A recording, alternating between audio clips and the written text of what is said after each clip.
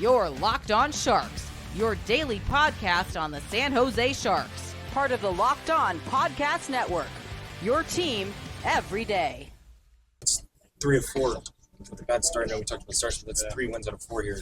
What does it say about the maturity of this team over this last little stretch here? Yeah, we're getting better. We're learning lessons as we go, like we've kind of harped on here a little bit lately. So, done some really good things. I liked our third period a lot. What about the third period? You said you were looking for that aggressiveness. Did you feel like they had it? Maybe jumped on a team that played the yesterday too?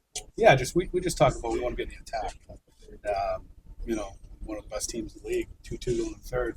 What else could we ask for? So I liked how our guys gravitated towards that and went out and grabbed it. What do you think of Macklin's performance in the second and third period, then Kurashev and that entire line? Really, those guys just kind of led the way. Yeah, our top six was really good. Obviously, Mac got going there quite a bit in the third. Had some good looks. On power play 5-on-5, and then Kurashev has been really good. That line's been really good for us. What do you thought of Askarov tonight? Yeah, he just looked a little bit more confident in his game. Even the glove save there, I think it was on Burns. With 12 seconds left, he makes a hell of a save, and he's calm about it. So I think that was a big positive that we saw tonight. When the first goal happened right at the start, you figured that might throw somebody off his game there, but he settled in. Yeah, he settled in. Kind of, lucky bounce there. They put us on our heels. Another lesson we got to learn. Playing at 1 o'clock. There's a little bit of a different. I think your routine's a little off for a young group, but we'll learn from it. And Askim's there for us, which is huge.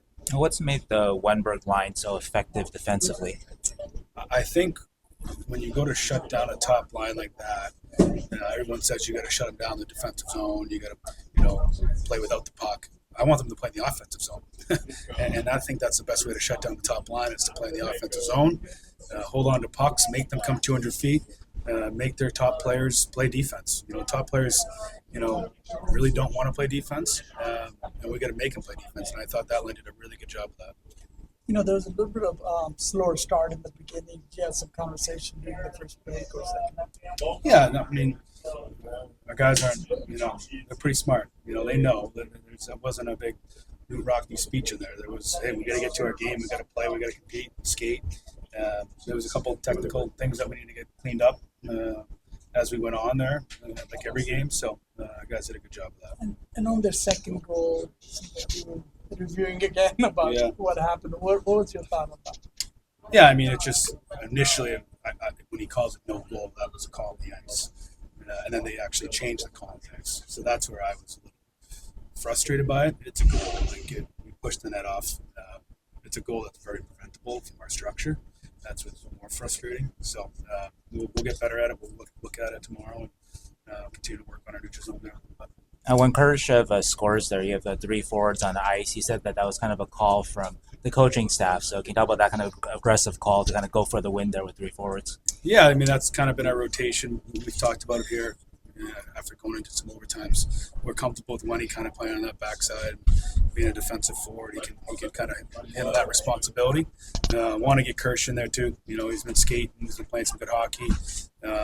So that's really what it came down to. Kind of what you expect from Kurashev, or is this maybe like a pleasant surprise? No, that's what our scouts did a really good job of targeting him, of a guy that we think there's more there than we should probably shown in Chicago towards the end.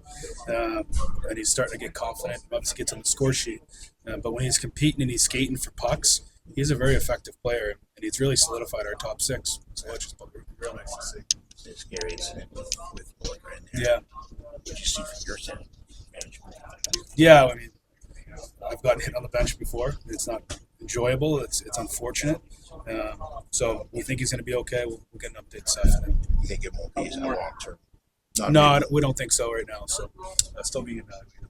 Askarov, how much of a panic did you have when he kind of falls and then makes the post check?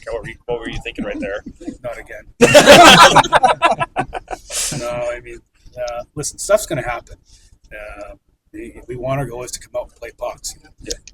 He took a heel pick. Stuff's going to happen. And we just got to keep playing and keep competing. Our guys did a good job of that. Askey responded. He made, obviously, a big save on it. So, but yeah, you hold your breath for a quick second. I have to ask, Dickinson, any update on Dickinson? He's here today. He's going to celebrate with the guys in the room.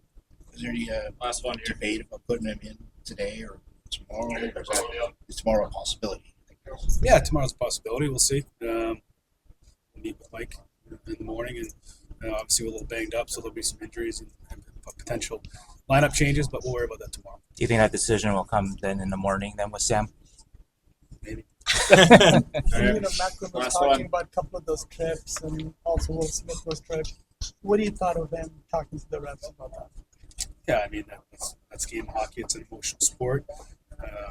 Again, it's similar to the heel pick from asking. We're not going to get every call that we think we should get. We're not going to like some calls. We're not going to like some bounces. What are we going to do? Stomp our feet and cry? We've got to continue to work. We've got to continue to compete. We have to earn what we get. And our group is starting to figure that out. But again, this is going to be the last time something like this happens, whether it's a bad bounce or a bad call or a call you don't like or a call that you wish you had. You got to just keep playing. That is a lesson. For me, it's a lesson in life. You got to just keep working and go through the adversity. And at the end of the day, it's going to make us stronger.